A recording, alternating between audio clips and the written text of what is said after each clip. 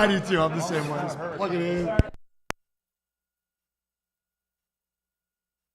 I know. I really don't. Keep looking at it just to see if something could go elsewhere. Yeah. And that was, and it just, these are that Carlos, but Yeah, man, back there. to save $1 million. There you go. Now you're on.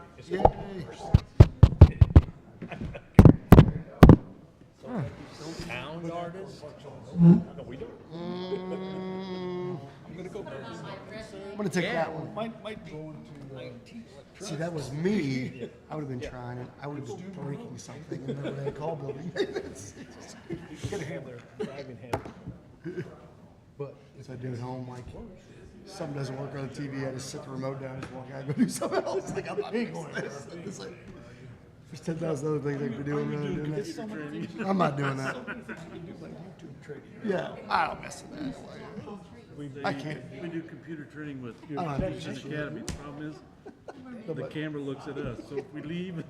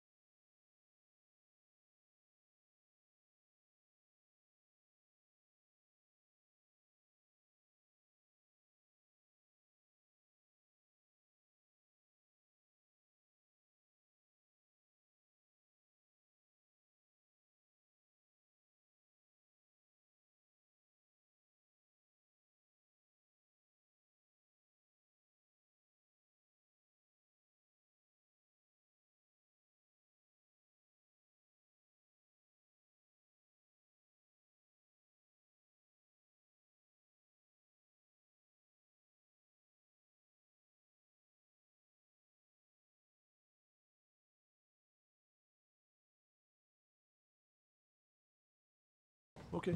Bear, Here. Briggs, Coulter, Here. Hydrich, Holtmeyer, Here.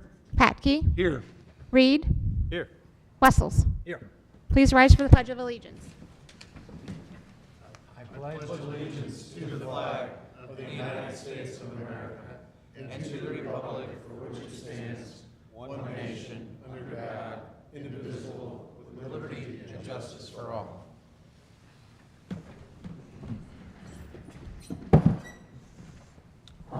Will all the council members answer if they have or have not read the minutes of the council meeting dated June 20th, 2022? Bear, Yes. Coulter, Yes. Holtmeyer, Aye. Patke, Yes. Reed, Yep. Wessels. Aye. Need a motion? So moved. Second. Motion by Patke, second by Holtmeyer. All in favor, say aye. Aye. With your motion, it passes. Next. Approval and adjustment of agenda, including consent agenda. You have the collector's treasurer's report summary for April 2022, monthly investment report, April 2022, change order number 1 for the 2022 overlay project, final payment requests for Lakeview Trails paving project, liquor license renewals, and pawnbroker business license renewal for Stone Ledge Pawn and Gun. Do I have a motion? Hold on, one question. John, the takeout on the overlay project, we decided we didn't want to do it at this time because we're Yeah. going to do a better job later, right? Yeah, it's there, the west, southbound lane going up the hill towards Fifth Street's in pretty bad shape. But as I went out there and I took the last look at it, we actually need to do a more extensive patch repair, and I'm going to do that in next year's project. Oh, you're not going to do it okay, all right. So I took it totally out of the job because it was a partial repair, and I'd rather do a much more extensive one at a future budget year. Sorry, I understood that we were gonna do it a better job now. So my question was, why didn't we add on instead of take away? That's all. Because the overall project was $1 million, it was way over budget to start with. That's why. All right, thank you. I make a motion to approve. Second. Motion by Patke, second by Holtmeyer. All those in favor, say aye. Aye. With your vote, the motion passes. Priority items, mayor's presentations, appointments, and reappointments, proclamation, Parks and Recreation Month.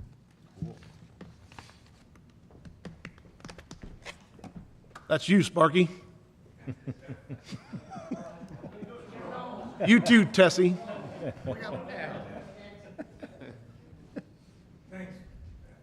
That's an invitation directly to you.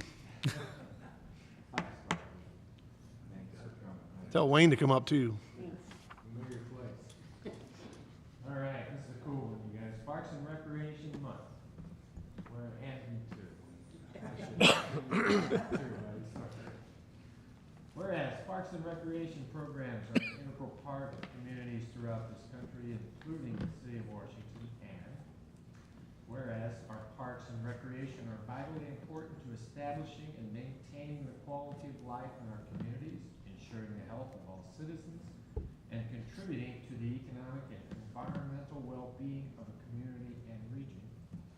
And whereas parks and recreation programs build healthy, active communities that aid in the prevention of chronic disease, provide therapeutic recreation services to those who are mentally or physically disabled, and also improve the mental and emotional health of all citizens. And whereas parks and recreation programs increase a community's economic prosperity through increased property values, expansion of the local tax base, increased tourism, the attraction and retention of businesses, and crime reduction. And whereas parks and recreation areas are fundamental to the environmental well-being of our community, and whereas parks and natural recreation areas improve water quality, protect groundwater, prevent flooding, improve the quality of the air we breathe, provide vegetative buffers to development, and produce habitat for wildlife. And whereas our parks and natural recreation areas ensure the ecological beauty of our community and provide a place for children and adults to connect with nature and recreate outdoors. One last whereas. And whereas the Parks and Recreation Department helps make Washington the best place for everyone to live, work, and play. Now therefore, I, James D. Hagedorn, Mayor of the City of Washington, do hereby proclaim Parks and Recreation Month in July for the City of Washington. Thank you.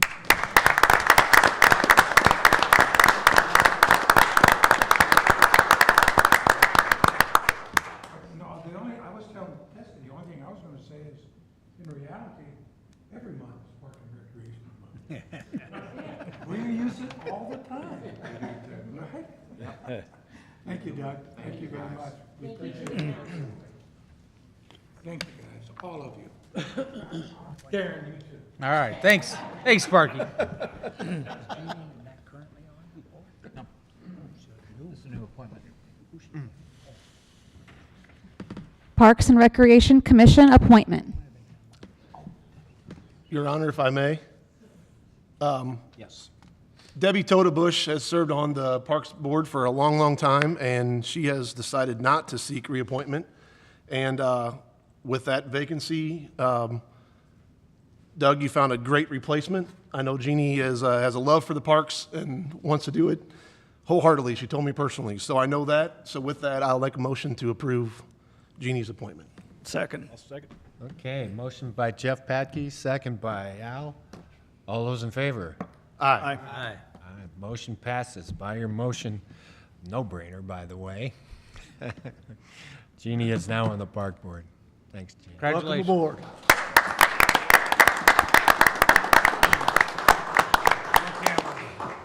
Cool. Police Department appointment. Good evening, council. I have for you an appointment of a reserve officer, James Pratt. He's been through all our testing and did just great. We're happy with him. Yeah, we tried recruiting, but he just wants to be a reserve officer, so. He's served with the Franklin County Sheriff's Department in the past. He's served as head of security at the hospital in the past. He's currently employed with Geico Insurance. So he wants to keep involved in law enforcement, and we're happy to have more reserves that are certified and qualified. So I would request approval and your appointment of him as a reserve officer. Make a motion. Second. Motion by Holmeyer, second by Patke. All those in favor? Aye. Aye, by your motion, we have just hired you. Thank you, council. Welcome. Thank you. You gonna give a speech now, are you? Is the reserve officer still 40 hours a week? What is that, chief? 40 hours a week. That's volunteer time, 40 hours a week. Yeah. In charge of fair. You will be working the fair. Yes, absolutely. Welcome. Yeah. Thank you. Thank you.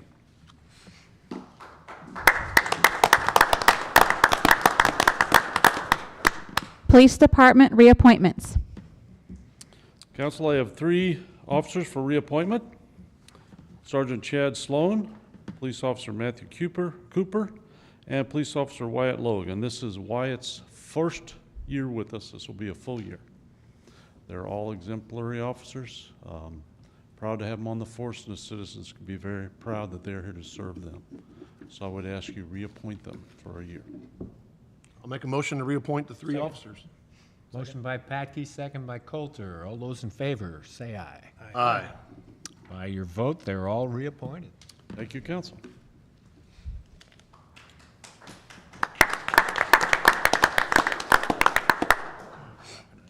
Public hearings, special use permit 2134 Matilda Court.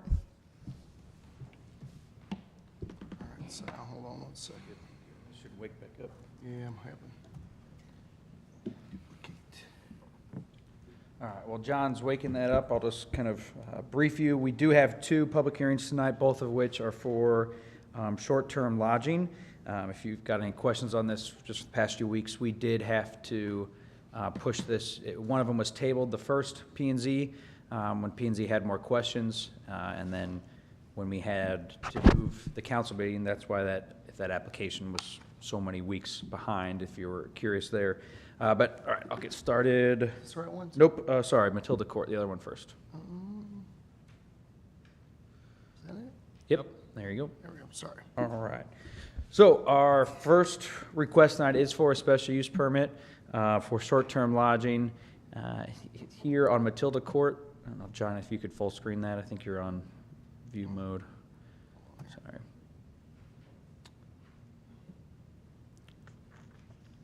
Well, Oh, yeah, I'm getting here. Hold on, I'm sorry. there we go. Thank you. All right, so this is in Cricket Creek Estates. Matilda Drive here is just a short cul-de-sac street here, just off of Studerman. This is Studerman Road to the north. The property is zoned, John, you have to click for me. We're having a lot of difficulties tonight. The property is zoned R1A, single-family residential. Everything kind of in this area is all R1A, single-family, and there are no other short-term lodging properties in the direct vicinity that are shown on this map. We actually don't really have any on the south side of 100. This would be the first one that's approved other than Super 8, which counts as short-term lodging, but this would be the first Airbnb. This did go to P&Z twice. The first time they tabled it after they had some more questions for the applicant, and the second time the applicant came back with some more answers, was able to explain that they will be living there. It will be more of a live-in Airbnb, and they'll rent out the basement facility. And they did have the inspection done by our building department to ensure that it meets all the living standards for that additional use. And so P&Z voted unanimously 2 weeks ago, or the previous meeting, to approve this permit. So if there's any questions for me, I would leave it open to the public. All right, thank you. No opposition from the neighbors? I think there was some questions, I also put it that way, at the last meeting, but after The applicant came and explained that they was gonna be live-in and not, a group could come in and book up the whole house for a week or so for parties. That seemed to ease some concerns, so. Any other questions? Need a motion? Ah. Okay, open up the floor for public comments, please. If there are none. Okay. Now we need a motion. Motion to accept into the minutes. Second. Motion by Patke, second by Holtmeyer. All those in favor? Aye. Aye. Okay. By your motion, the ordinance is granted. Not the ordinance. Not the ordinance, that was Entered just, into the minutes. Ordinance is sorry. next. It's complicated. That's all right.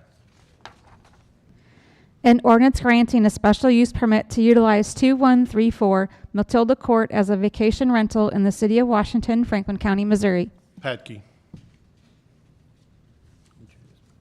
Okay, introduced by Patke and read. Any other discussion before we vote on this thing? Okay. An Second ordinance reading. granting a special use permit to utilize 2134 Matilda Court as a vacation rental in the city of Washington, Franklin County, Missouri. Wessels, Aye. Coulter, Aye. Patke, Yes. Holtmeyer, Aye. Reed, Yes. Bear. Yes. Okay, motion passes. Congrats. Special use permit 1448 East 8th Street. What's going on? All right. So our second request tonight, again for short-term lodging, kind of on the other side of town. This one is at the corner of Camp Street and 8th, just across from Lincoln Street. See this parcel here is a large corner parcel that does have street parking along 8th and Camp Street, as well as garage parking as well. You can see the zoning here, still single-family residential, but historically, just like most of everything north of Highway 100, is the R1B single-family residential that allows for a little bit higher density. This also went to P&Z at their last meeting, and they voted unanimously to accept this and vote in favor of approving it. And we did not have any opposition at the meeting, at that one. But we did send out letters letting them know the time had been changed, so there may be some new people tonight. Questions? No neighborhood questions there? Not at P&Z, Okay.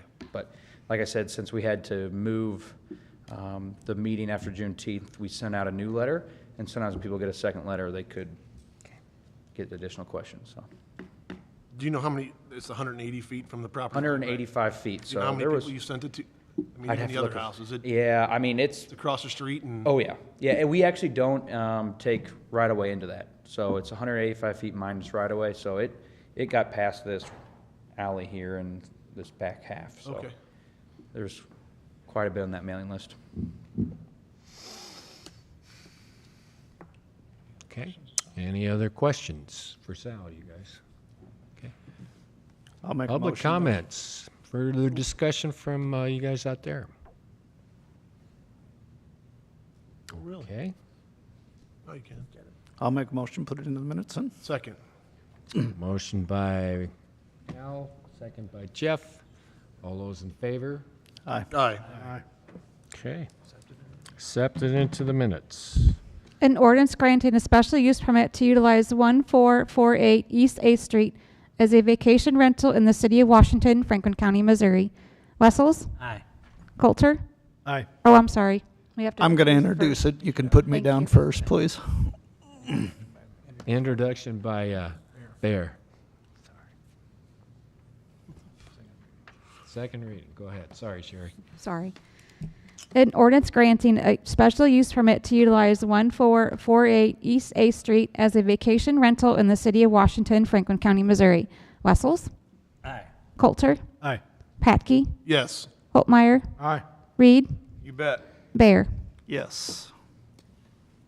Okay, and the motion passes by your vote, and the ordinance is granted, you guys. Congrats. Citizens' comments. Is there anybody out there who would like to address the council or anybody in here? Something that's not on the agenda. Council, we do have one agenda, or one item here. Yeah, come on up. So Christy Stoyer. I've been hi. working with Nelson, and I don't know the organization, I apologize for that, but trying to identify a location to hold, I believe it's a soapbox derby in town. I know engineering department's been working pretty close with their organization, and we'll just allow Ms. Stoyer to introduce it. Hi, I'm Christy Stoyer. I live right on Cedar Street, and I'm a part of a planning committee for Missouri Book Festival that we want to hold in Washington. It's going to be August 27th, and this is the first time this festival will be held in Missouri, where you've kind of partnered with Reedy Press, who's a publishing company in St. Louis, through their kind of charitable arm to increase literacy outreach. We're also working with Missouri Humanities Council, along with the Library of Congress, their Center of Book program, and then, as you mentioned, very closely with Nelson here from the library, along with Dawn at Neighborhood Reads and the Scenic Regional Scenic Regional Library System. So we're really excited. The festival is going to be, our theme is where stories come to life. So it's going to be an interactive festival, all tied to different books. So we're actually going to have like a live wrestling that's tied to a book about wrestling at the Chase. That was such a popular thing. Different children's activities throughout the day. And as part of it, the idea came up to host a soapbox derby, which hasn't actually been held in Washington since 1964, when there was an official derby race that went on to, the Akron, Ohio big race. So we don't want to have an official race. It's just going to be an exhibition, but we thought it'd be fun tied to a book about the history of automotive. So we've been working with John. The festival will take place in the lots around the library here. So we wanted to find a street that was walkable within the library area, and kind of identified Cedar Street that has a nice slope to it. It could end at Borgia Parish, where we're going to have a car show kind of featured along that same time. So we haven't officially filled out the paperwork to do it yet. I wanted to see if there was any opposition or questions you guys might have that we can address before we actually do the paperwork and put things into motion. But it would be Cedar Street from Fremont to Maine, and then the race would actually start closer to 4th and Cedar, with the finish line being closer to 2nd and Cedar, which is in front of Borgia Grade School. So lots of open lots that people can stand in and watch. The race will only be about 30 to 45 minutes, and a street closure time of about 3 hours. We're working with the Columbia, Missouri Optimist Club, who host an official derby race in Columbia. They're actually putting it on for us, so they're handling all of the logistics of the actual race. And we already have the Washington Optimist Club, who have agreed to partner with us. So we're really just wanting to make sure if you guys have any issues with us asking for that street closure before we move forward. Just keep in mind your new policy for street closures and around town. If it's not in a pre-approved closure, they have to come to you as a formal request. And this is not what that is. She's just trying to get some general idea, make everyone kind of aware of what this is. It does need to go to the traffic committee yet as another item, but just initially looking at it, that street doesn't get utilized, as much as what some of the other major corridors do around town. And a 3-hour closure on a Saturday with Borgia having both sides of the street just seems to make a lot of sense at that location. So John, that policy then, she or your group will go before the traffic committee, and then the recommendation Yep. will come to us from. It'll be a formal, yep, that's how it works. So this is more of a briefing. Can we enter? Yeah. Get to push.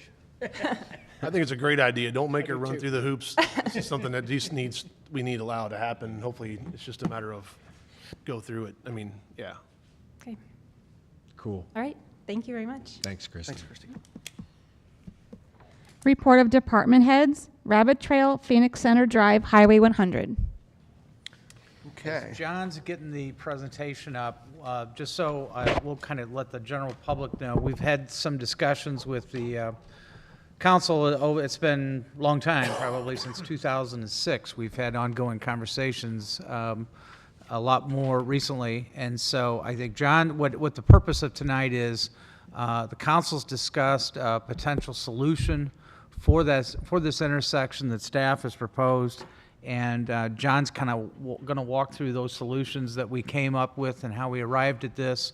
and then open it up for public comments for anybody that's here that lives in the area that has concerns about that intersection as well. So, John? Yes, try to give a brief history. So 2006, Darren kind of hit on that. Phoenix Center 2 was being designed and I guess being developed at the time. And there were 2 traffic studies that were done, one by the developer, Phoenix Center 2. CBB was the firm that did that traffic study, and then the city had one by a team called CMT that basically did one separately as kind of a third party to review the CBB traffic study. Both of those back in 2006 did identify the Phoenix Center Drive Rabbit Trail intersection as potentially needing, keywords there, potentially needing improvements in the future. Okay, pretty vague. But it did state that in the future, as development would occur further down Rabbit Trail, that the city should look into looking at all options to improve the intersection. So 2016, when I started here with the city, it was brought up as well to the traffic committee. It's been an ongoing topic for quite some time about what could be done. What we were getting from the general public, some of the concerns, from some of the council people concerns, was just the traffic making a left, going southbound on Rabbit Trail, going to Phoenix Center 2, Phoenix Center 1, and then making that hard left immediately in that intersection. There is a two-bay left turn right there that does allow some traffic to stack up in there, but that was the immediate concern. 2020, late 2020, we did come back and do a traffic study in 2021 to say, okay, is now the time, right? Does it make sense to look into at a little bit of a more immediate, I guess, fix if there's a problem to the intersection?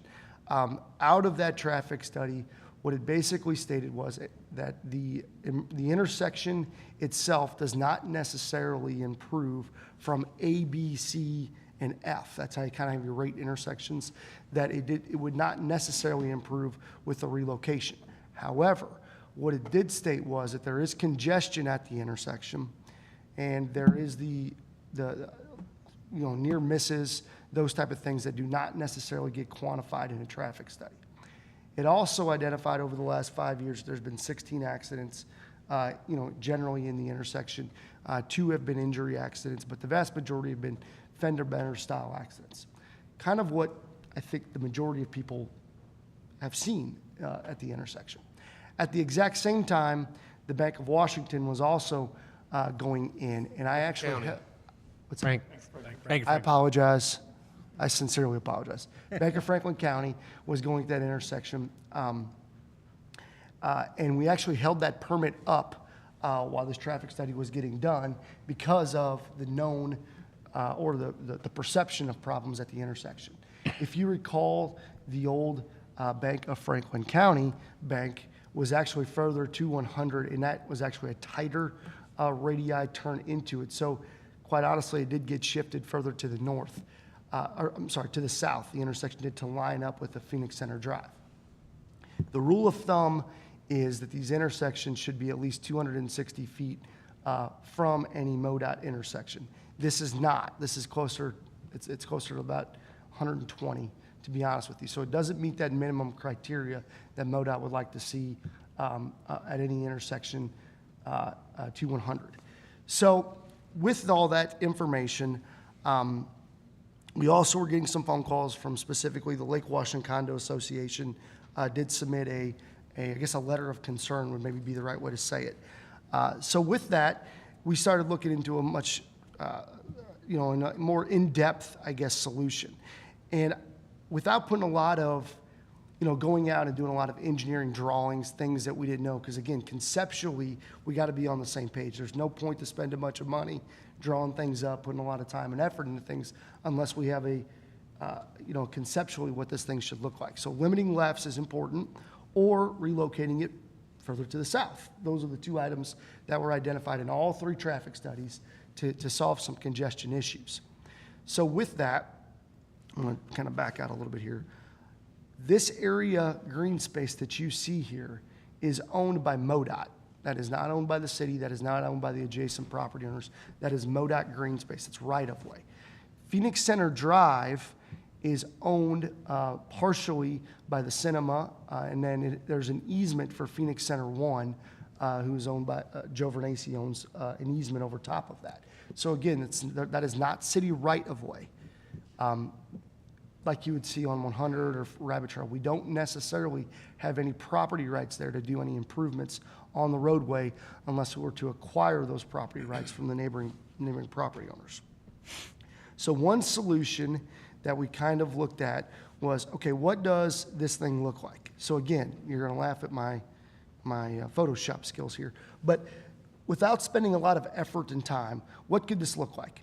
All that I did here was take the Lowe's rear entrance that you see when you go through the yard in the back of Lowe's, kind of where the post office, there you go, thank you, is, and all I did was superimpose that to kind of see if it would fit in there. Well, it does to some level. I drive that way quite often. People go into trailers quite often. It works. Is it perfect? It's not perfect. Could you get tractor trailers through there? Most likely not. But for the general traveling public, it does work. One thing we have not done at that location was put any traffic counters. That's one thing that I want to do moving forward, is just see how much traffic's even running through these areas. But what this would also do is it would relocate Phoenix Center Drive even adjacent to the cinema. So if you look here, this is what it looks like today. See how it bends to the south? It would also be relocated more of a straight configuration to allow some of this radii to work, and really more importantly, probably allow the cinema to have its parking back that it would be losing due to this reconfiguration. I've sent this to MoDOT. MoDOT Real Estate has indicated that they would definitely work with us on this solution. So you have support from MoDOT on this. Again, it meets their engineering policy guide, shifting the intersection south.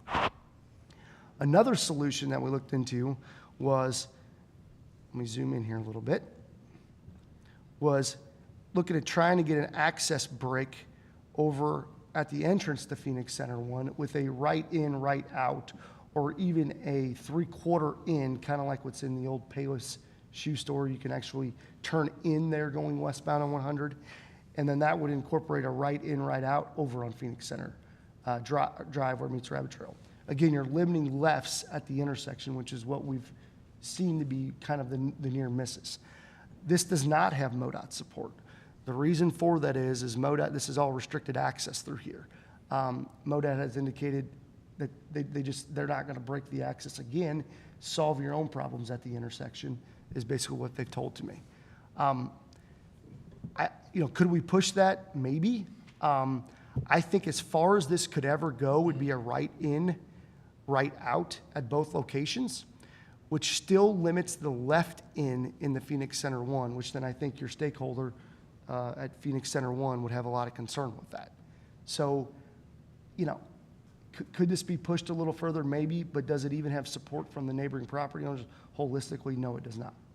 So, and then finally, the other one, which solves things probably the most cost-effective way, but has no support from any of the neighboring property owners that we looked at, was putting in a median, a concrete median that would essentially limit lefts on the Phoenix Center Drive and limit lefts leaving the bank of Franklin County going as well. So that was also identified on all 3 traffic studies and is the most cost-effective way to solve these perceived issues. But again, that's got 0 stakeholder support, and it does, though, have MoDOT support. John, Yes, sir. On that last one, Yeah. option C, did I understand last time from Chief Frankenberg that they don't particularly like that? I apologize. I should have started that. The right in, right out was not supported even by the fire department or the median option as well. Okay. Because again, they want to see as much access as they can possibly get, which makes perfect sense to me. Yeah, the median jams up the ability Yeah. to move units in and out, Sorry, Chief. particularly with the nursing homes at the end. So we go in there quite frequently. And then the right in, right out, it takes out a way to get in there. So when we close an intersection off or we close part of that off for whatever reason, that's going to jam that up as well. I apologize. I should have said that. Thank you, Chief. Thank you, Mark, for that. So with that, with that quick summary, but with that summary, we put together some costs, and then we also went through and I tried to identify how could this thing be paid for? Is there a need at all, really? So solution A, again, not for any reason other than this has MoDOT support. It could somewhat have some neighboring property owner support. It would, right now, we estimate that 2022 cost somewhere around $750,000. That would require getting right-of-way from the property owner, from the cinema. It would also require getting property from Phoenix Center 1, whether that be purchasing the ingress egress easement or however that works out. I do not have a dollar number in acquiring right-of-way from MoDOT because they indicated that they would support this. So I think we could negotiate that to where we could get that right-of-way from them at little to no cost. But again, MoDOT supports that, and it would seem that it would be at least a discussion item between the stakeholders immediately adjacent, or the property owners. Solution B, right in, right out rabbit trail. That's this one. That's a $200,000. Chief just talked about that. That's like I said, that's a $200,000 cost. That has very little support from anybody, to be quite frankly with you. And then solution C, the median on rabbit trail to prevent left turns. It's about a $50,000, no right-of-way needed. It has MoDOT support, but you just heard from Chief, and it does not have stakeholder support. So as we look through, there is no perfect solution here, but as we look through what this could look like, it would seem to me that the solution A, relocation, seems to be the most obvious one. So how do you pay for it? Each fall, MoDOT has a funding opportunity called Congestion Mitigation and Air Quality. It's called CMAQ, C-M-A-Q. It's $80-$20, so city pays 20 cents on the dollar to get these projects done. They're typically 4-year projects, and planning development, just like any other federally funded project, takes a little while to get them on the ground. But what we could look at doing is if, and again, that's kind of down the road where we would apply for this, but what we would potentially look at doing is solutions to relocate Phoenix Center Drive entrance to the south. Ideally, we'd get it lined up, we'd see what we can get, but we would also incorporate adding a right turn lane from International on the westbound 100. So if you can envision just a right turn lane right there. Why do you do that? Well, it's a congestion mitigation project. So anytime that you could talk these things up a little bit, you have more opportunity to actually get the project. In addition, that right turn lane is shown on the comp plan. So we're not making this up. It's not getting thrown out of thin air. If we're going to fix the intersection, let's fix the entire thing and do it right the first time. So hypothetically, and again, if this project with that right turn lane added and with construction dollars going into next year, let's just hypothetically say that balloons to 1.5 million, you'd be on the hook for 300,000 of that. And that would be including what you would need to purchase property from the adjacent property owners. So all that I'm asking for, I guess from council, is a little bit of direction on maybe how you'd like us to proceed. We could look at doing some quick sketches on maybe what that looks like with some assistance and maybe do a little better estimating. But that grant would get applied for this year, this fall, and we would know by sometime late spring in 2023 if we were able to achieve that with most likely 2027 construction. And I know there are some stakeholders in the crowd that would like to speak as well. So, John, we all seen this in executive session, so obviously I haven't spoke to any stakeholder about it. What is the difference in parking spaces for the cinema from currently to what the new plan would be? Yeah, Is so- there any idea there? I mean, I know it says it would be additional parking, but do we have any idea how many stalls? I mean, I think that all comes out in the discussion of the actual design of where this thing goes. Okay. I would say that in talking with the cinema owner, our goals need to be that they get the amount of parking that they've had before. That needs to be a top priority for them. This showed, I had this down 209 existing, 209 proposed, so I was able to squeeze out the stalls back that they were losing. The other thing we discussed with them is, I know the parking situation changes because the roadway is in the current parking lot, but flipping it over tighter to the building may be a benefit to them. I don't know, but ideally we would be able to get them exactly what they had before. I do know, and in discussion with Sal, They are somewhat overparked right now with the way that their new seats are configured, those type of things. It's busy there, which is a good thing, you know, so he may not think that they're overparked, but, you know, ideally, whatever solution that we would come to terms with them on, we would try to get them back exactly what they had before, if not a little better. This plan would also help, the way it is now, everybody just goes out when the show's over, right out into the street. There's really no particular driveway to go out, and so you can go out on that whole area. This would make a particular way out. It would, yeah. So again, keep in mind, guys, this is just a sketch here, but it could be configured to where there is a dedicated entrance in and out, for sure. Excuse me. So I think with that, with John's explanation and talking about what staff's recommendation is what he just described, that we would apply for the CMAQ funds. But again, since we wanted to have a public forum for this, that's why we asked to go ahead and put it on the agenda. I know John and invited, I was on the emails for the stakeholders that are here. Mr. Mittler's here. There's some property owners down the street as well that are here. So anybody wanted to comment on it, we wanted to go ahead and get their input tonight on that, and so that you guys can make an informed decision as to how to move forward. So I would also add, there will be additional opportunity should we move forward with a CMAQ application, because we would need a resolution from council support of that application. at the time of application. At the time of application, which would be late fall, early winter. Okay. Mark, you want to come up? Anybody? Steve. Steve, I'm sorry, Steve. Pardon me.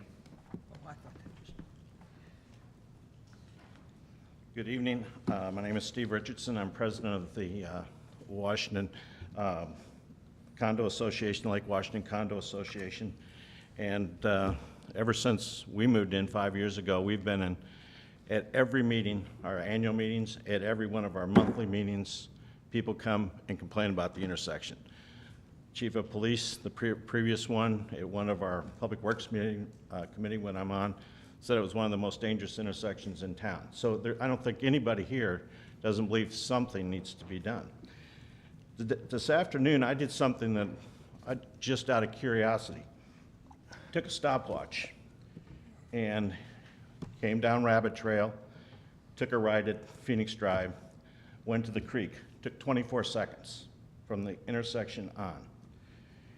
To the Target intersection, it was 44 seconds.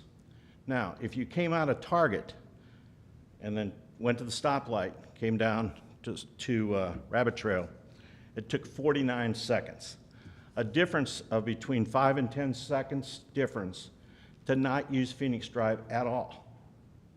Now, I don't think anybody really believes that with that road as close as it is to the highway, that there's a real solid solution to this.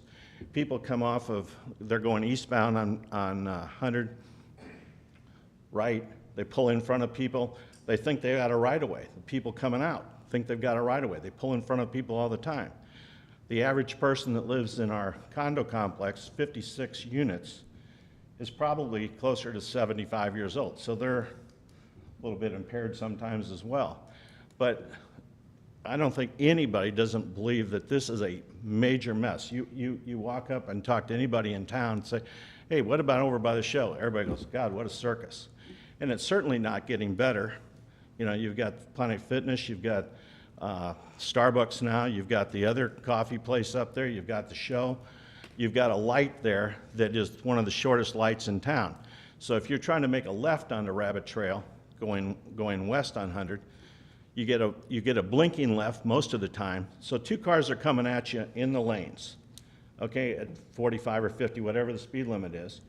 You're going to make a left turn. Well, maybe one right behind them slows down to 25. You can't make the left turn, and there's not a dedicated left turn lane there. So it's a problem from numerous places. And I really believe the solution is, you're talking about finding more parking places. If you just shut that road, period, Put a gate up like they did when Walmart first came in for the police and the fire department and everybody else where they've got a timer. It's not going to affect anybody. The people that are coming down from Rabbit Trail and those complexes, they can damn well go to the highway, go up to the next stoplight. They do it in St. Louis all the time.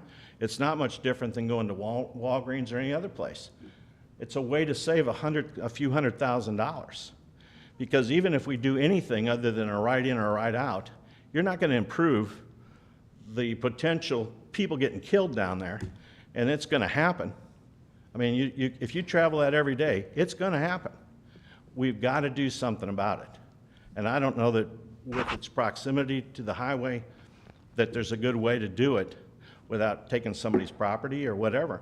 And if you shut it down, you could increase the show's parking lot.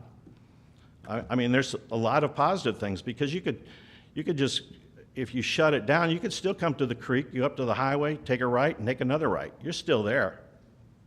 So, anyway, I appreciate your time. Steve, I wanted to ask, one of the things that we've been looking at and hoping might be helpful, and I was just getting your input on this. We were talking about making a connection from Rabbit Trail, okay? Yeah, can you help? Down on the back end? Yeah, up to the Further tennis south. courts up there at Phoenix Park up there. You with me? That would certainly help, but I mean, let's face it, in the last 5 years, how many new houses have been built up in that? So the traffic has gotten, in the last 5 years, has got exponentially busier. So you got a whole lot of houses there. It certainly would help you going in to go to Target or places like that, and then there's also a way to get out onto the highway. But people are still going to, the bank's got it, you know, and it's a short right, then another short right. Somebody's making a left. Yesterday, I saw somebody that was still back-ended out on the highway because there was 2 cars coming onto that road. It's just not long enough from those driveways to the interstate. And, I mean, I know that, you know, in a perfect world, you know, there's got to be something that's got to be changed, but somebody's going to get killed there. And yes, it would help if there was an easement on the back end, but there's still a heck of a lot of traffic, and it's getting a lot worse. And I really believe that most people, once they got used to it, if it was shut down right there, in a month, it's not going to matter to them at all.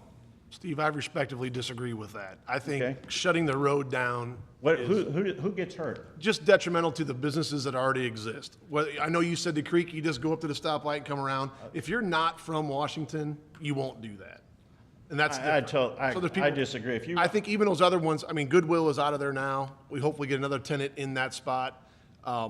Once they drive past that, do they're it not at going to circle back. they do it at Walgreens. I mean, you got to ride in, you got to ride in out of there. It's not the most convenient thing. You've got to try and get across 2 lanes of traffic. I said respectfully, I'm not trying to, understand. I'm not- but if that was true, we would shut the road down behind Lowe's. And we would say, all those cars will just come in the other entrance to Lowe's, and there's no need to have that one behind Lowe's.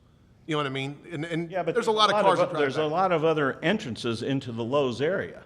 You know, you've got, how many, 3 or 4 of them off of 47? You've got- Exactly my point. We should shut the one in the back down if that's detrimental But coming in there. that road, you only got one way in and one way out of Phoenix.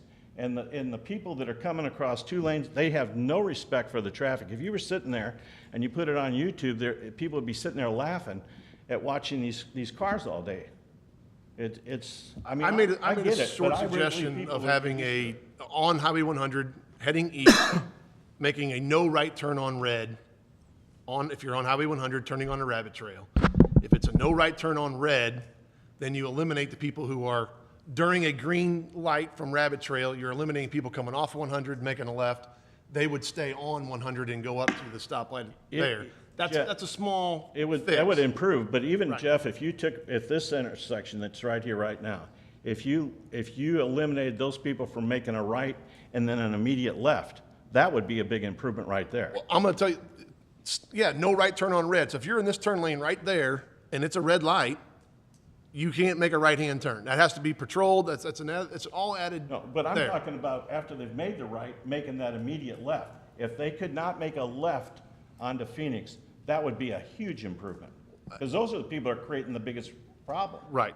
And I said this at the last time we talked about this, the same issue we have at Studeman Road, at the fast trip around the car wash there as you go into Schnucks on the other side of Lowe's. Same, similar, you know, as far as the feet away from 47, that kind of thing. There's always a backup there. I'm not going to tell you there's not a problem here, Steve. I'm just saying that to say this is the most dangerous intersection in town, and everyone else has said, there's others who have the same kind of issues as this. They may have. We're looking for an improvement. I don't think you've got enough room to make a sizable improvement. So the drawing that John showed, you've seen that before? I've seen, John and I probably talk. And you're not in favor of that? Which one? This one? The S curve there? This one, Steve? Oh, that would be an improvement if they could only get onto it up at the front end. That would be an improvement. But I don't know. It's just representing the people that we live in our neighborhood, and they bring it up every month. And we've had some people that have been in accidents. I don't know if it was their fault or not, but it's a circus down there. If you sit down and you get a camera,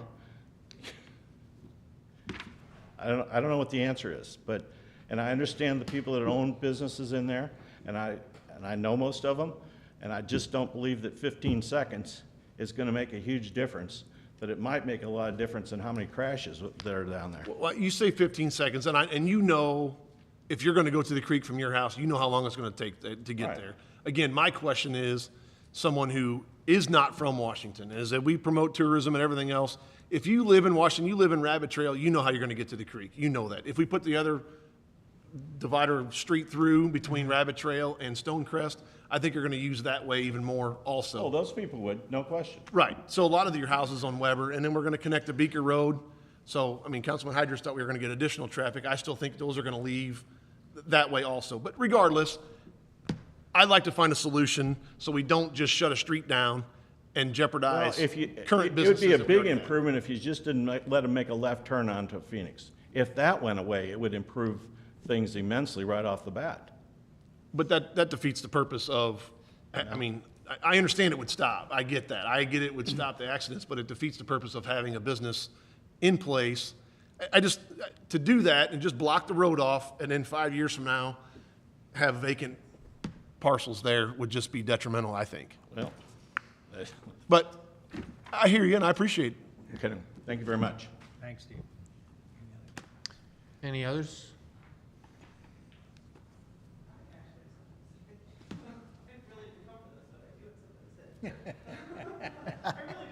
Been there. I drive through that intersection a lot. Okay, I'm sorry, can you Patty state Wood. your name and I'm Patty address, Wood. please? I'm Where you sorry. live? I live at 3 East Lane Drive in Washington. Thank you. I'm sorry, I didn't catch your first name. 3 Patty, Patty, P-A-T-T-Y, last name? Wood, Thank you. W-O-O-D. I drive through that intersection a lot, and I'm kind of disappointed that you want to make that I can't make a right on Red. I'm not turning left onto Phoenix. I'm going straight out to the nursing homes or going that way, and you've taken that opportunity away from me to do that on a right turn.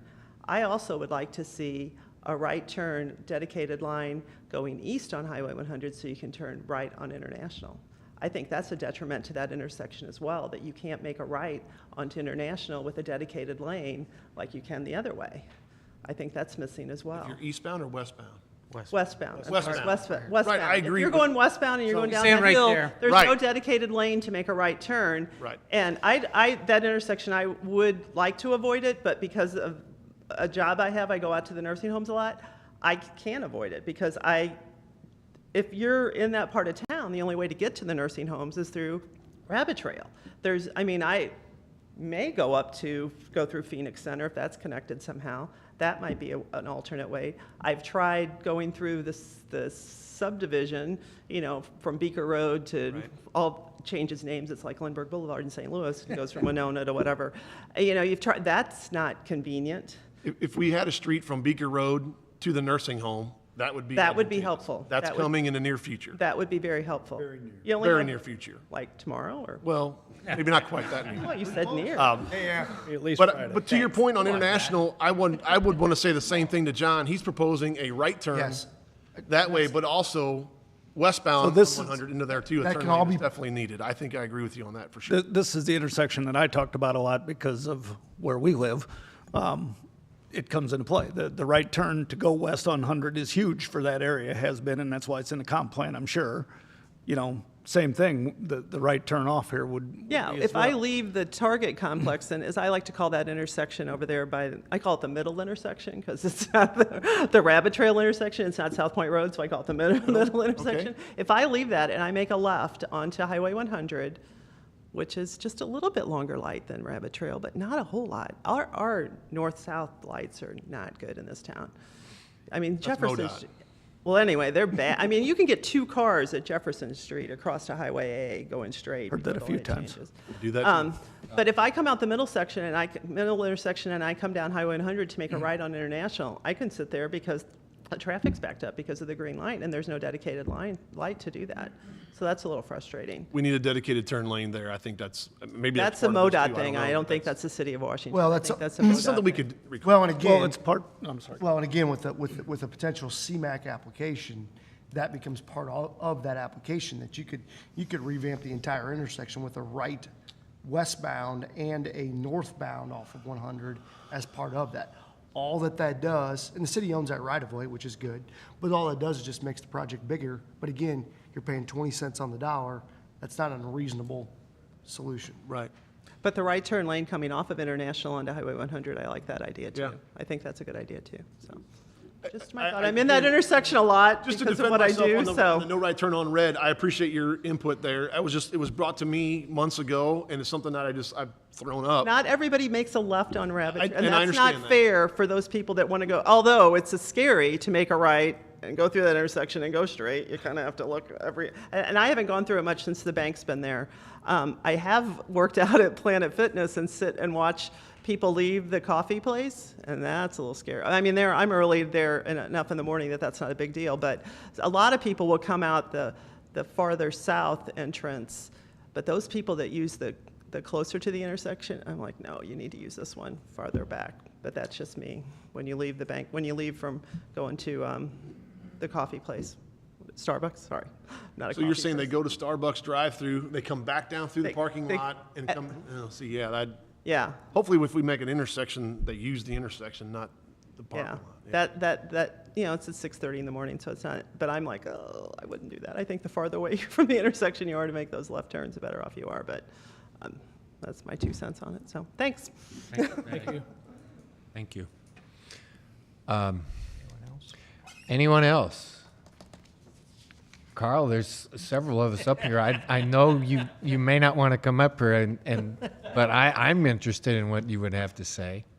I'm just soaking it all in. Okay, fair enough. Everyone's thoughts are on it. Okay. We Well- we can come and have a thing of popcorn and talk about it. I think we should direct John into going into A and get the grants and see what we can get money-wise. And before that all comes about construction-wise, we'll have the other 2 roads built, and that'll also help out. And then maybe we can tweak that a little bit. If that's a too. motion, I would second it. That's a long motion, but yeah. Okay, motion by Holmeyer. I would just add second one by thing, your Mark. risk there is relatively small because you pay basically a 0.5% application fee. So even if you were to move forward with the application fee, it's basically a $5,000 risk. It's not very much if you even were to pull the application at a future date. So, We've spent more than that on the last traffic study. what's that? We spent more than that on the last traffic study. Yeah, not too much more, but yeah. Got a motion, guys? More discussion? In a second. And a second. All right, well, let's vote. All in favor? Aye. Opposed? By your vote, the motion passes. Mark's gonna be so happy. Ordinance or resolutions, an ordinance authorizing and directing the execution of a supplemental agreement by and between the City of Washington, Missouri and Union Pacific Railroad Company and amend the 2022 budget. Omar. This is the, I'm sorry. Holtmar. Intro. Intro introduced by Holtmar. Introduced by Holmeyer. This is the ordinance. This is to go ahead and be a supplemental agreement. In essence, the city leases property from Union Pacific on the north side of Front Street, from Lafayette going west all the way to Stafford. In the past, we had only leased, and I say past, prior to 2008, we had only leased the property from Lafayette to the freight depot, excuse me. We had a 20-year lease that was in place at that time. The city paid a lump sum of $31,000 in this was January of 2002. Prior to that, we had some leases as well. I'm just not going back into the whole history of how we got there.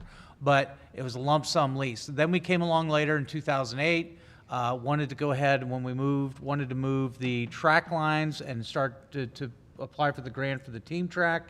The whole goal was to go ahead and make that parking space, which is what it is today, across from all the businesses, Meerschaum Pipe, the barbecue place, and everything else down there. So what this UP brought it to our attention in March of this year that lease had expired, the original one that went from Lafayette to the freight depot, and so they wanted to renew that. We discussed with them the possibility of just doing a supplement to the 2008 agreement. You currently pay approximately $15,000 a year for that from just west of the freight depot to Stafford Street. And so what this would do is put all of this property under one lease, under supplement lease. You'd be paying $26,000 a year. This first payment would be due next month. And they'd also would like for us to go ahead and pay for the portion that we haven't paid for this year since our lease expired, and that's the $5,966.95. Your budget only reflected of the payment of that 2008 lease. That's the reason why we need the budget amendment to go ahead and move forward with the lease. And there is a 3% increase every year after that. Is any of that property part of our trail? Is it No. all south of the trail? It is all south of the trail. So between the trail and Front Street? basically? Yes, this is just basically the where you see the railroad tracks today to Front Street. That's the portion that we lease. So, and sounds like this new package is actually, with the two combined, is actually cheaper? We had a good deal with the original one for the 20-year, let's Oh, just that put was it that 20-year, way. yeah. That was a 20-year deal. We had a good deal, but this is the going rate of what they have. And so, like I said, if we want to continue to go ahead and be in control of that property and have that lease, this is the tool, what we have to do. You don't have a lot of leverage power on it. Let's make them move the railroad tracks on the other side of the river. That's, I tell you what, there- if Good you- luck. if you know where that grant application is, Dwayne, let me know. I'll get on that. Does this allow us to make improvements either further to the west of the parking lot, et cetera? Yeah. I mean, obviously, then, You have to do some, I mean, like, if you're talking about like from west of the freight depot, on, like in the parking if lot? we would add to the parking lot, I'm saying, Oh, by having this lease, we could. I understand don't more too. think there's any issues if us, for example, if you wanted to go ahead and pave that green area that's down there, further west of where the paving stops, I'm just saying. If You don't wanna wanted do to.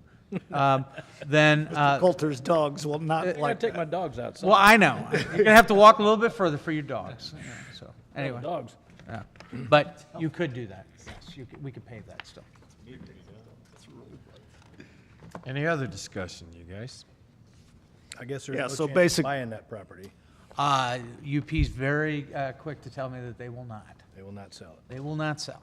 As a matter of fact, I don't think they're really too excited about the fact that we've got improvements so close to the railroad tracks, but they know it is what it is.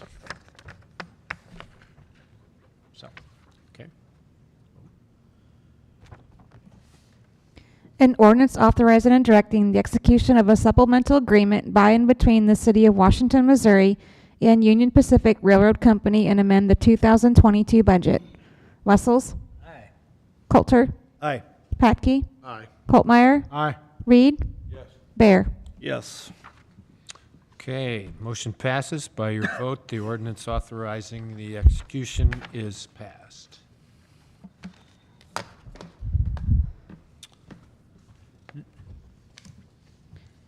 a resolution authorizing the filing of an application with Missouri Department of Natural Resources Financial Assistance Center State, ARPA grant programs for subaward of federal financial assistance provided to the state of Missouri by the U.S. Department of Treasury pursuant to Section 602B of the Social Security Act as added by Section 9901 of the American Rescue Plan Act, Public Law Number 117-2, March 11, 2021, 135 Statute 4, 223-26.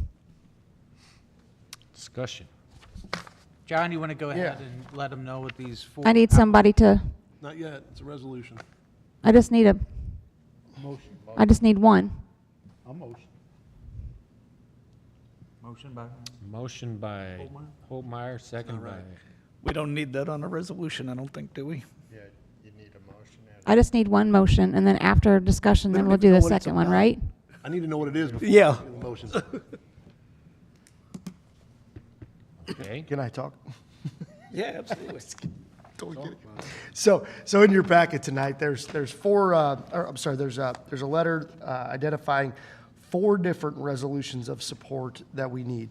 On May 16, 2022, State of Missouri announced there were 4 different criteria for funding. One for drinking water infrastructure, they let loose $125 million. 2, stormwater infrastructure, $150 million. 3, wastewater infrastructure, $125 million. And then 4, $10 million for a lead service line inventory program. Basically, those dollars got released from the state. We have to apply for them. So we went to the drawing board and looked at, okay, what makes sense? We have some shovel-ready projects that are coming up, the water tower on North Goods Mill being number 1. So what we're doing is for the South Point groundwater storage tank, it's got a 2023 construction. It's got a price tag somewhere around $2 million. Still waiting on getting some estimates on that, but $2 million is the approximate number. We are going, if you allow us to move forward, we're going to ask Missouri ARPA for $1 million towards that water tower.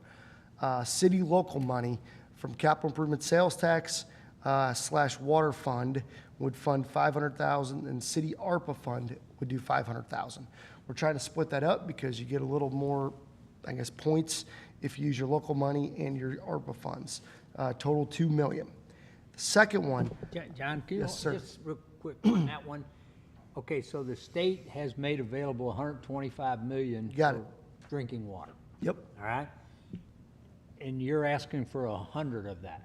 I'm asking for $1 million of it. Excuse me, 1 million of the 125. Yep. Do you, that seems like ambitious, which is good, but do you feel like you got a pretty good shot at that? I think he's going to give you a little bit of a. Sit back. Sit Enjoy back this. and wait. We'll answer that question. Okay. So, well, I'll answer it right now, but, so it's a little lengthy. So we were able to get a copy of the scoring rubric for this. So basically, it's got criteria. The vast majority of the scoring rubric was centered around socioeconomic things. So what is your poverty level? What is your median income? What is this, and this, okay? And all those items were then criteria were tied to a point system. So when we put this together, when we put this application together, in my mind, I was like, okay, well, we have shovel-ready projects that we're putting some money out for. We should score really high.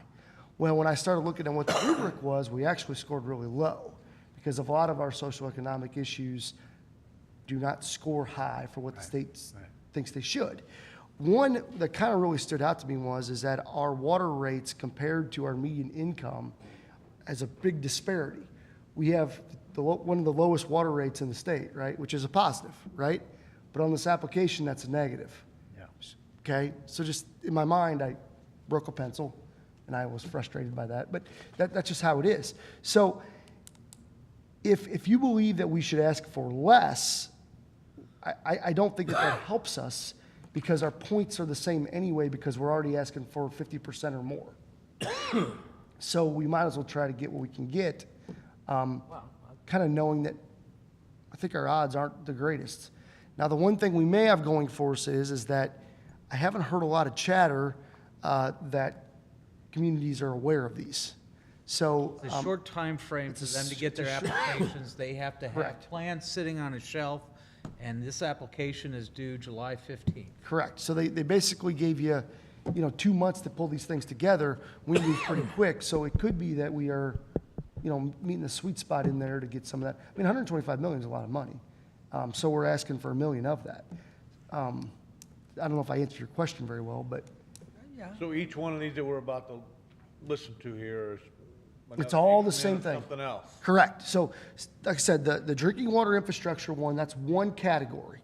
Stormwater infrastructure's got 150 million available. What we're asking for there is to upgrade the Front Street force main, which takes sewage from the west end of town to the east end of town, because we have somewhat of an issue with our infiltration and inflow of stormwater. That's got a price tag of 1.2 million, and that's kind of a more illustrious project that we had kind of on the radar in the future, but we're going to be asking for 850,000, where city local pays 250, city ARPA pays 150. Okay, the next one is the South Point sewer extension to the west or to the east. I'm sorry, that would bring sewer to St. John's Road and Highway 100. Not all the way underneath the road, because I was looking for some cost savings, but basically setting a manhole at the Toyota dealership relatively. Missouri ARPA 900,000, city local 250,000, and city ARPA 500,000. Now, that's a little bit changing what you guys have seen before, because when that project was first brought up, you only allowed us to move forward with put 250,000 towards it. So now we're asking to put 500,000 of our ARPA money to leverage as well. So when you hear that, be cognizant of that. And then the lead service line inventory, what that is, the state came out 2 years ago now that said the city has to have a plan to identify all the lead service lines in everybody's home. It was somewhat of an unfunded mandate. They didn't give a dollar amount to how we were going to do that. So that's got 10 million allocated. I would bet that everyone gets that dollar number. So we're going to ask for 50,000, city local 25,000, city ARPA 25,000. Does that make sense? So those are the 4 resolutions of support for these 4 different projects.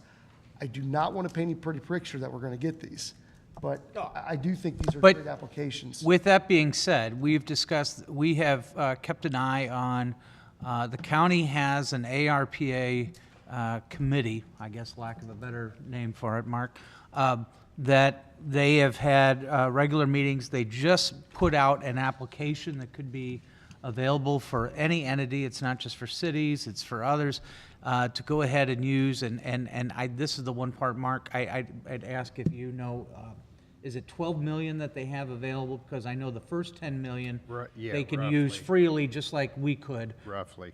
But it's about 12 million. So there are funds available. They have had, we've attended 2 meetings, I think that they've had, maybe they've had 3. Wait a minute, I'm sorry, it's not 12, I think it's 10.2. Okay. 10.2, 10.3. Thank you. And we've attended those meetings. They just put the application out online. When we attended the last one back in June, I think there was a lot of discussion at the meeting that we attended where they were talking about broadband and trying to serve areas in Franklin County. Certainly there's a need there too. We understand that. However, they can still go ahead and utilize these funds for water and sewer projects within Franklin County. That's within the eligible categories. And so if we exhaust this process, and not receive funds because of, like what John said, due to the scoring and how the state's ranking these projects, there is that option to still go to the county and go ahead and request those funds if there are funds left. But I think the idea was they were kind of encouraging to apply for these funds through DNR. But like John said, we'll just have to see when our applications come back. Yeah. Giddy up. Gotta go for it. We will know by October what the other thing with the water tank, it does delay that project by about 4 months waiting for October. That's a good delay. We need to take advantage of that. Just push it off, build it in the wintertime. No showers and water too, man. Well, the one that I don't know, when you're talking about running that force main west to east all the way out to the sewer plant. It's not going that far. Huh? It's not going Go that that far. far. It's collect, there's a force main on the west end of Front Street over to Walnut, so Okay, it's just Walnut. upgrading that one. But what are we gonna do? We're coming right down the middle of Front Street, aren't we getting ready to do that next year or 2 years? Well, that's why we're trying to get out ahead of it, Okay. because it would be done at the same I time. hate to see us do something stupid. Nope, I try my very best not to do something stupid. We wake up with that mantra. The other thing, Doesn't mean I Do achieved some that. stupid stuff. Doesn't mean I achieved that, but. the other thing you need to be aware of is if you get this money, you have to have it contracted for by December 31 of 24, I'm sorry, and it has to be completely spent by 26, December 31 at 26. Which we can do that with our schedules. And I did throw completion dates out. For example, the water storage tank construction 2023, South Point Sewer Extension 2023, 2024, Force Main 2024, lead service line inventory 2023. We But can, just for I mean, if you're gonna do these, you're gonna have to have city funds that are gonna be approved either next year or the following year to The matching funds will have to be available. Yeah.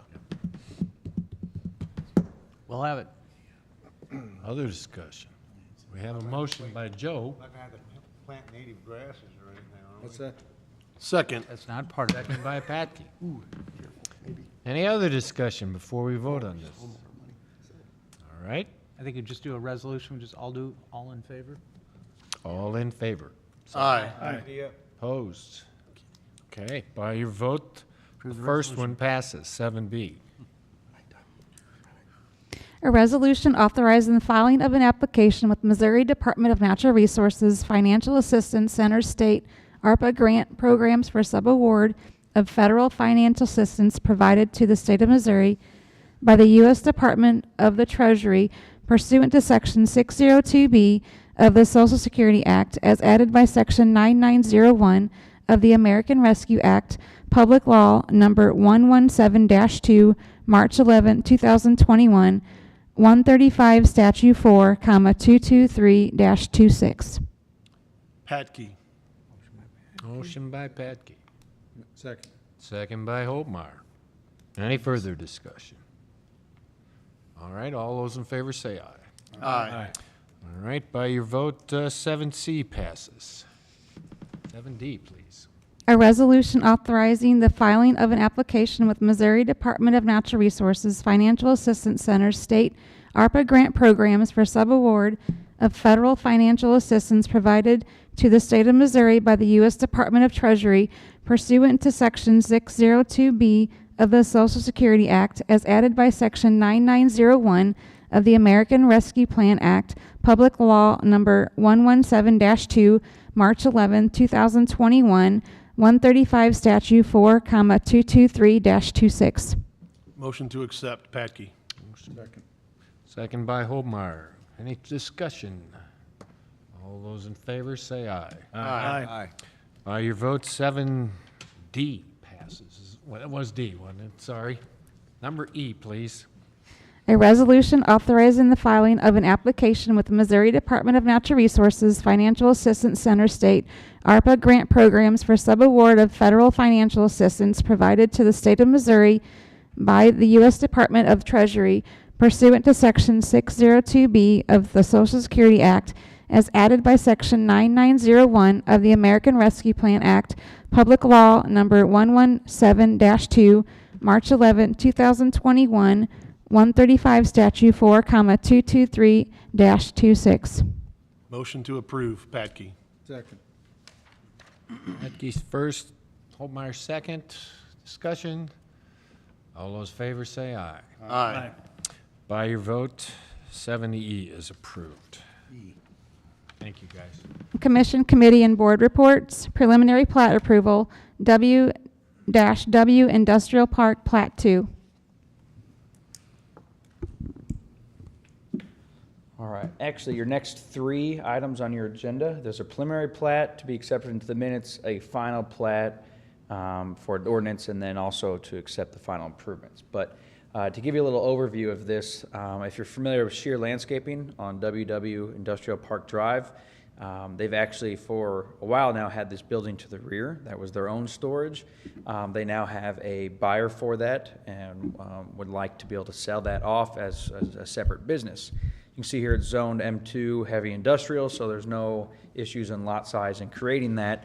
But the only thing is that we do require anything in M2 to have at least 60 feet of right-of-way frontage. And so it's hard to see here, but this is the property line that's going to the back. So you can see here's the existing storage that they're selling off, and this is where they like to cut it in half. Well, in order to have that right-of-way frontage, there's actually kind of a flag piece that comes off to the bottom here to the south. This is WW. So that gets them their 60 feet of right-of-way frontage on Highway 100. I'm sorry, on WW Industrial Park. And then also there is access in between here. There's easements that give fire access and permanent access for that new lot. And so P&Z reviewed this. We did have some stipulations that they complete the improvements and that the 26-foot fire lane is actually in place, which they have done now.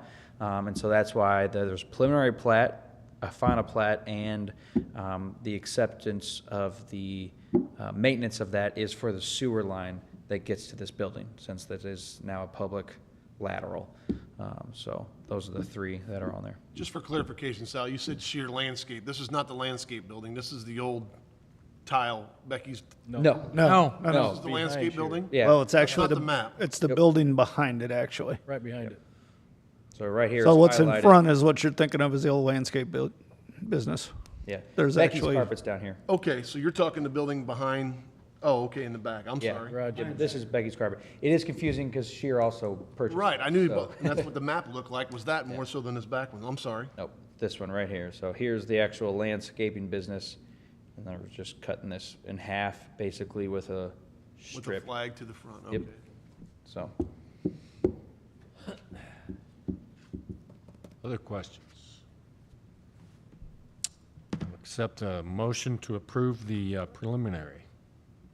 So moved. Patke and Holdmeyer, first and second. Any further? All those in favor, say aye. Aye. And opposed. Okay, preliminary plat is approved by your vote. 8B, please. An ordinance approving the final plat of W-W Industrial Park Plat 2 in the city of Washington, Franklin County, Missouri. Holtmeyer. Okay, introduced by Holdmeyer. Any discussion? Any further discussion, you guys? Entertain a motion. No, she's got a roll call vote. Roll call vote. It's An ordinance approving the final plat of W-W Industrial Park Plat 2 in the city of Washington, Franklin County, Missouri. Wessels? Aye. Coulter? Aye. Patke? Yes. Holtmeyer? Aye. Reed? Yes. Bear? Yes. Okay. 8C, please. An ordinance providing for the approval and acceptance of minimum improvements for maintenance for W-W Industrial Park Plat 2 in the city of Washington, Franklin County, Missouri. Introduced by Holdmeyer.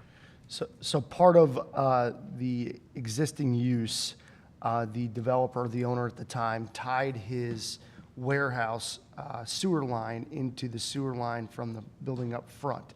Shared lateral situation, okay? Two pipes going into one. So part of us reviewing the plat was he had to upgrade that sewer lateral from the warehouse to public sewer because you can't have shared laterals per code to two different buildings. So since it could be two different owners, he had to extend public main up to the warehouse and put a manhole in there, which then he tied the warehouse building into. So what this does is, we inspected it, reviewed it, everything looks good. This is a 2-year maintenance bond that's required with any kind of public infrastructure on a development. It's got a $4,000 20% maintenance fee. We hold on to that for 2 years. No issues with it. We just release it back. Okay. Any other discussion? All right. Entertain a motion. Nope. Second reading. Second reading. An ordinance providing for the approval and acceptance of minimum improvements for maintenance for W-W Industrial Park Plat 2 in the city of Washington, Franklin County, Missouri. Wessels? Aye. Coulter? Aye. Patke? Aye. Holtmeyer? Aye. Reed? Yep. Bear? Yes. Motion passes. Thank you, guys. Mayor's report. I'm going to be a little chatty tonight. I hope we'll keep it down a little. The last plant I toured, and I've got like 5 or 6 to go, and I don't know if you guys have had a chance to go to some of our industrial park occupants lately, but my gosh, just the way they have their act together, the high tech that's going on in our little town, and the wages that they pay, it's been eye-opening to me. And I would highly recommend, if you guys haven't been in Melton, Dave Fryk's place. Sal, what was the other one we saw the other day? Last one? Weg. Yeah, Weg's amazing. And yeah, and so if you guys get a chance, I wouldn't miss doing that. And one of the predominant things they're going to tell you is we're hurting for people. And it's an arms race trying to find talent. And one of the things that we can do is, not just support that, but they are reaching out to the Four Rivers VOTEC, East Central.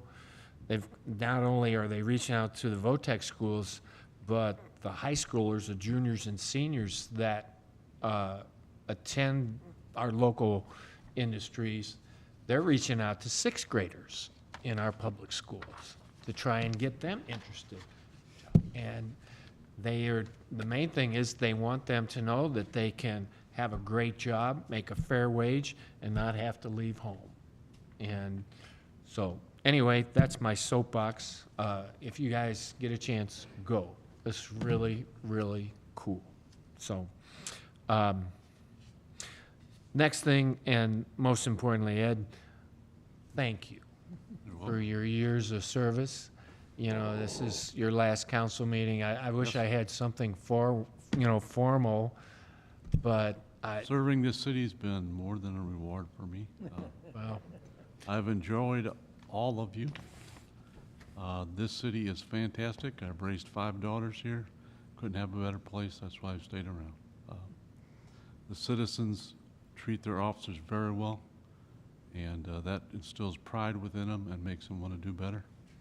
And I have a lot of pride for my officers and for the community I'm in, and I am just glad I could serve. And thank you for all the input and support you all have given to the police department, and it's been an honor and privilege, so thank you. Excellent.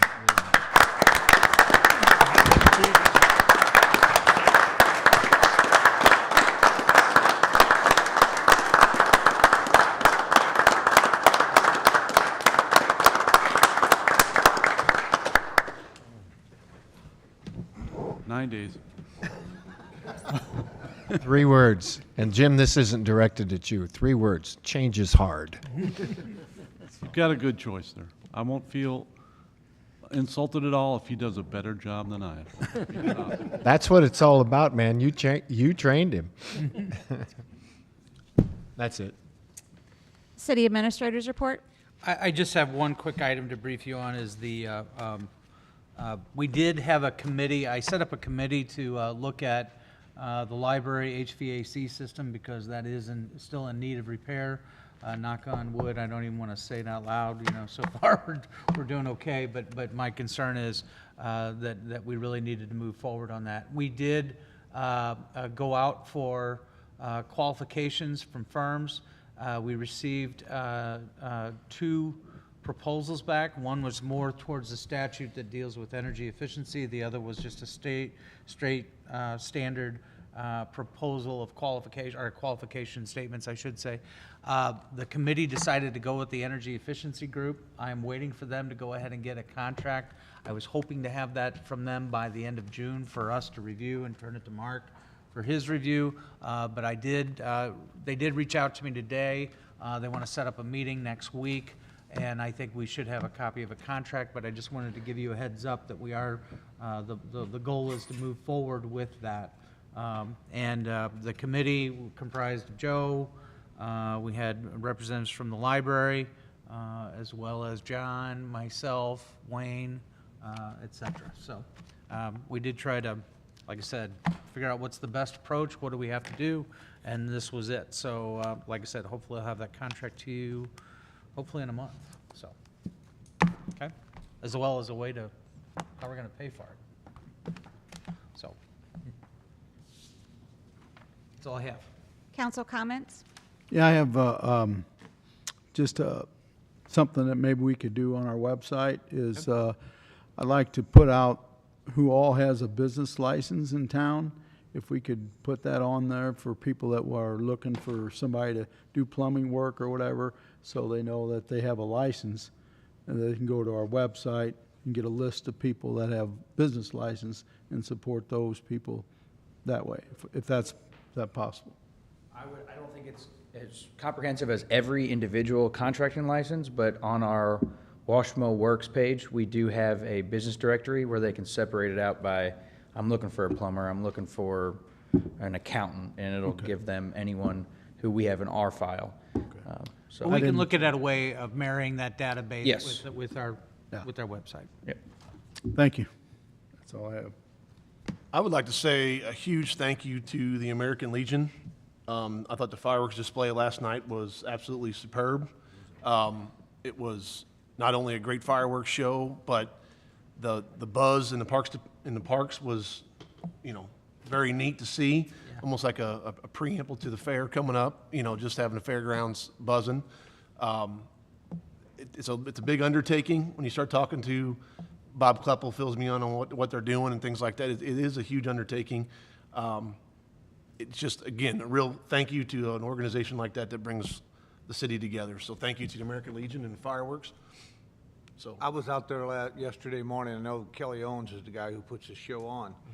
And he's invited me last year, and I didn't make it. I went this year and met him out there 8 o'clock yesterday morning and watched him load all the cannons. And, jump right in. We can help us do this. We can do this. I said, how about I just watch? And so it was very neat, very entertaining, and this guy has got his stuff together. And he did tell me that if he had a drone that, I don't know if we had one out there or not. Okay, well, I know he provided one, and he's got a video that he's going to give me. And if we want to watch it, I can get more of them, whatever he wants. But if ever he would like to come in and sit down and listen and talk in front of the council about how he does this, and he's very safe, and with the fire department, whatever, he's a very cooperative, good guy, and he would love to come in and give a demonstration or show something, not a demonstration, but at least talk to us about it. But he's a great guy, great guy. Yeah, speaking of photos, I don't know if you guys had a chance to see it, but there's a Wanda Parsons photo out there, several of Yes. them from the bridge that are Yeah. spectacular from last night. Really nice. Oh, yeah. I wanted to say something to Chief and our new chief. I happen to be observing an unauthorized fireworks display not too far from where I live, and it got a bit carried away, and I know the person, and I was actually thinking about walking down myself, but apparently another neighbor called the police first. Anyway, and I don't even know who the officer was, but he parked a distance away, walked up to the people, and I was able to overhear, and he did really well. I don't know who he was, but he did a nice job, because there were a lot of people out there, and of course there were kids, and they were all upset that they couldn't set these things off and so on, but he handled it very well, and they did shut it down immediately, so nice job, whoever he was. What time? I can find out. Yeah, cool, isn't it? That's impressive. Thank you. Yeah. That's it, I think, you guys. City Attorney? City Attorney's report, public vote on whether or not to hold a closed meeting to discuss personnel, legal, and real estate matters pursuant to Section 610.021 RSMO 2000. Wessels? Aye. Coulter? Aye. Patke? Yes. Holtmeyer? Aye. Reed? Aye. Bear? Yes. Motion passes. Ready. Drink a glass of water.